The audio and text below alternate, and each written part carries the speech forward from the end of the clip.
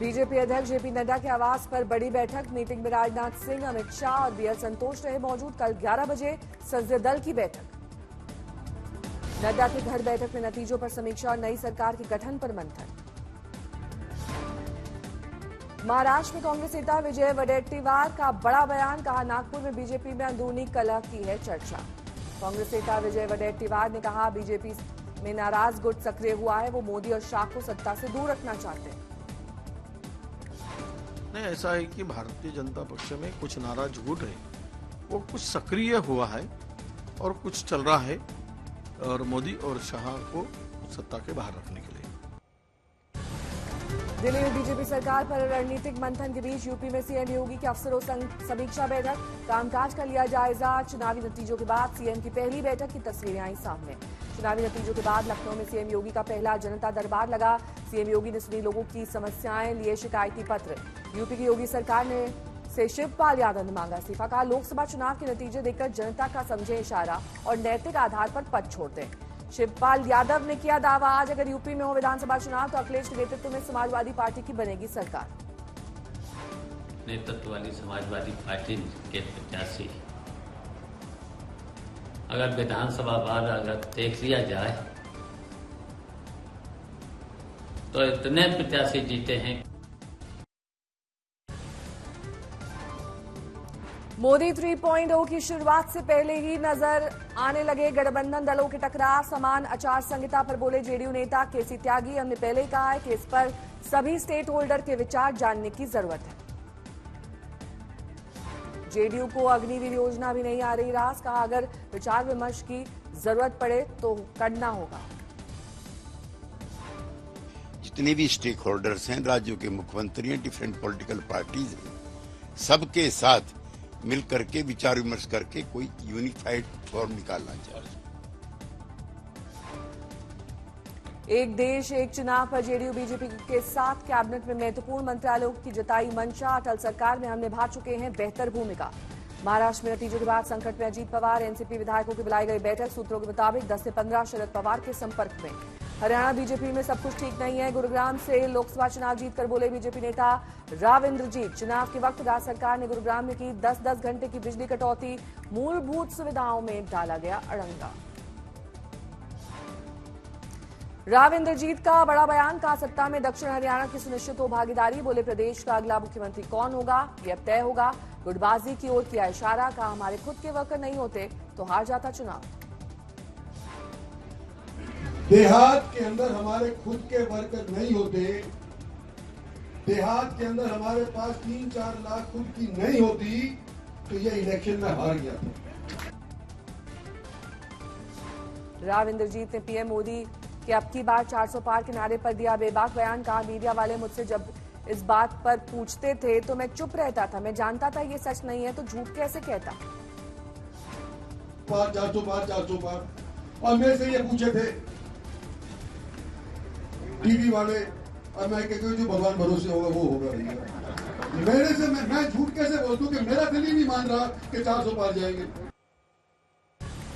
कर्नाटक में हुई कांग्रेस के हाथ पर बोले सतीश जारकीहोली। कहा, अति आत्मविश्वास बनी हार की वजह। शिवसेना नेता संजय राउत ने देवेंद्र फडणवीस को बताया महाराष्ट्र की राजनीति का विलन। कहा, देवेंद्र फडणवीस की वजह से महाराष्ट्र में बीजेपी की दुर्गति हुई है। पीएम के शपथ ग्रहण तक दिल्ली में रह सकते हैं सीएम नीतीश कुमार। जेडीयू सूत्रों के हवाले से खबर, एनडीए नेताओं के साथ राष्ट्रपति भवन में दावा पेश करने जा सकते हैं। दिल्ली में जेडीयू के नवनिर्वाचित सांसदों के साथ आज बैठक करेंगे नीतीश कुमार। सूत्रों के मुताबिक केंद्रीय कैबिनेट में 3 मंत्री पद चाहते हैं जेडीयू। बांग्लादेश की पीएम शेख हसीना कल दिल्ली के लिए होंगी रवाना। मोदी सरकार के शपथ ग्रहण समारोह में हो सकती हैं शामिल। यूपी में चुनाव में हुई हार को लेकर बोले मंत्री संजय निषाद। कहा, कुछ लोगों ने सक्रियता नहीं दिखाई इसीलिए हार गए।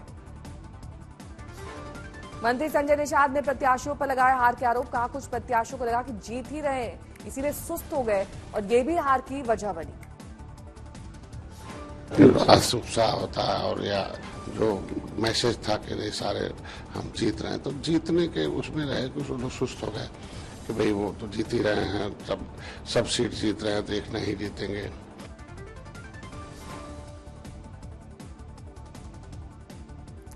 दिल्ली जल संकट पर सुप्रीम कोर्ट का बड़ा फैसला। हिमाचल प्रदेश को 137 क्यूसेक पानी छोड़ने का दिया निर्देश। हरियाणा सरकार को लगाई फटकार। दिल्ली जल संकट पर 10 जून को अगली सुनवाई। सुप्रीम कोर्ट ने जल संकट पर राजनीति न करने के दिए निर्देश। लोकसभा चुनाव के नतीजों के बाद सरकार बनाने का रास्ता लगभग साफ। मोदी 3.0 के शपथ ग्रहण की तैयारी। सरकार बनाने के अटकलों पर एनडीए के सहयोगी दलों ने लगाया विराम। एकजुटता दिखाकर पीएम मोदी के नेतृत्व पर जताया भरोसा। एनडीए की बैठक में सभी सहयोगी दलों ने मोदी की अगुवाई में सरकार बनाने पर जताई सहमति। बैठक में मोदी के साथ राजनाथ सिंह, शाह, नड्डा आए नजर। सहयोगी दलों में नीतीश कुमार, चंद्रबाबू नायडू, चिराग पासवान, शिंदे हुए शामिल। नई सरकार के मंत्रालयों पर सहयोगी दलों की नजर। अगली बैठक में संसदीय दल का नेता चुनने को तैयार एनडीए। सूत्रों के अनुसार 9 जून को पीएम पद की शपथ ले सकते हैं प्रधानमंत्री। पलटी मार कहलाने वाले नीतीश कुमार की पार्टी जेडीयू से प्रवक्ता केसी त्यागी का नए सरकार के गठन पर बोले, नरेंद्र मोदी पीएम बनेंगे। हम अपना समर्थन मोदी जी और एनडीए को देंगे। नरेंद्र मोदी प्रधानमंत्री बनेंगे, अपना समर्थन एनडीए और नरेंद्र मोदी जी को देंगे और इसके अलावा हमारे दिमाग में और कोई चीज नहीं। एलजेपीआर अध्यक्ष चिराग पासवान ने मजबूती के साथ सरकार बनाने का किया दावा। बोले, केंद्र में हम सरकार बनाने जा रहे हैं। हमारी सरकार देश को मजबूती देगी। आरजेडी नेता जयंत चौधरी ने खुद को नीतीश कुमार से प्रेरित बताया। बोले, नीतीश कुमार ने जो इंडिया छोड़ने का फैसला लिया है, उनके फैसले से ही प्रेरित होकर हम एनडीए के साथ आए हैं। नीतीश जी ने जब फैसला लिया इंडिया को छोड़ने का, उनके फैसले से ही प्रेरित होके लोकदल अगली पार्टी थी जिसने इंडिया को छोड़ के एनडीए का साथ आए हम।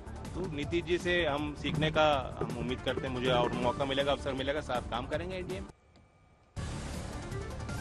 चुनावी नतीजों के बाद बैठकों का सिलसिला तेज। इंडिया गठबंधन ने भी बीते बुधवार सभी सहयोगी दलों की बुलाई बैठक। दिल्ली में हुई बैठक में इंडिया गठबंधन ने साफ की अपनी स्थिति। फिलहाल सरकार बनाने का नहीं करेंगे दावा।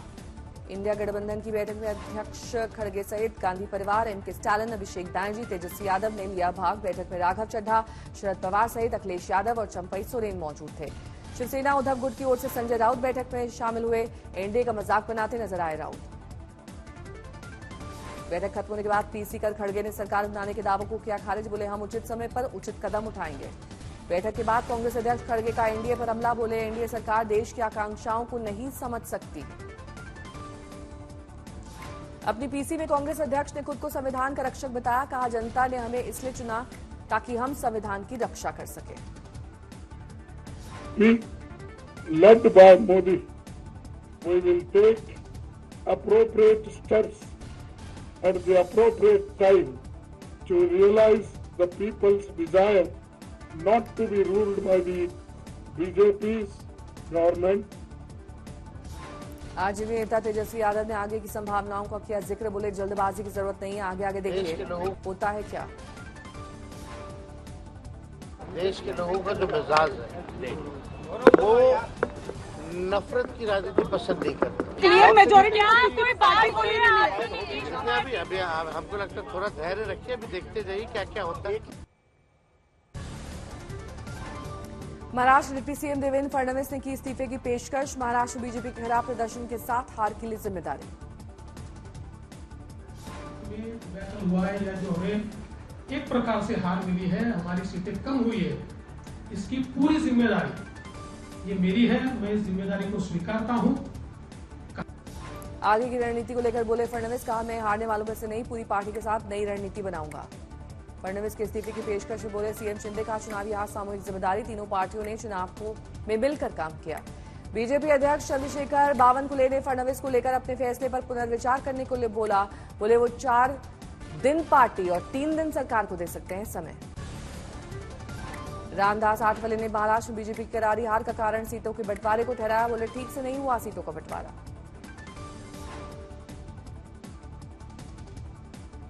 यूपी के कन्नौज सीट से शानदार जीत के बाद संसदीय क्षेत्र पहुंचे अखिलेश यादव। आज तक से कहा, कन्नौज की सुगंध वापस लौटी है जो समाजवादियों ने छोड़ी थी।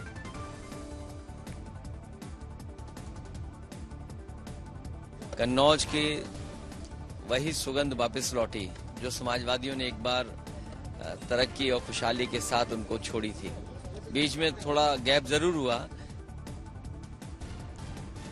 बंगाल की सीएम ममता बनर्जी ने टीएमसी के नवनिर्वाचित सांसदों की बुलाई बैठक। शनिवार शाम 4 बजे होगी मीटिंग।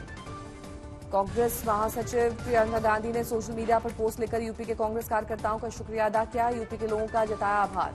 मेरठ से बीजेपी की नवनिर्वाचित सांसद अरुण गोविल ने मेरठ को बताया राम का घर। बोले अब मेरठ रावण का ससुराल नहीं है, अब ये राम का घर हो चुका है। यूपी के कैसरगंज से करण भूषण सिंह की जीत पर बोले पिता ब्रिजभूषण शरण सिंह, ये सब जनता के आशीर्वाद का नतीजा है। छिंदवाड़ा में अपनी हार पर बोले कांग्रेस नेता नकुलनाथ कहा मैं भले ही हारा हूं लेकिन अपना बोरिया बिस्तर बांधकर कहीं नहीं जा रहा। चेन्नई में तमिलनाडु बीजेपी अध्यक्ष के अन्नामलाई की प्रेस कॉन्फ्रेंस कहा मोदी का लगातार तीसरी बार पीएम बनना एक इतिहास है। हैदराबाद में तेज बारिश से मौसम हुआ सुहाना, लोगों को गर्मी से मिली राहत। हुबली में बारिश से तापमान में गिरावट, झुलसाने वाली गर्मी से लोगों को मिला निजात। चेन्नई में बारिश से रुड़का गर्मी का पारा, आकाश में छाए काले बादल। जम्मू शहर के कई हिस्सों में तेज हवाओं के साथ बारिश, शहर के लोगों को गर्मी से मिली राहत।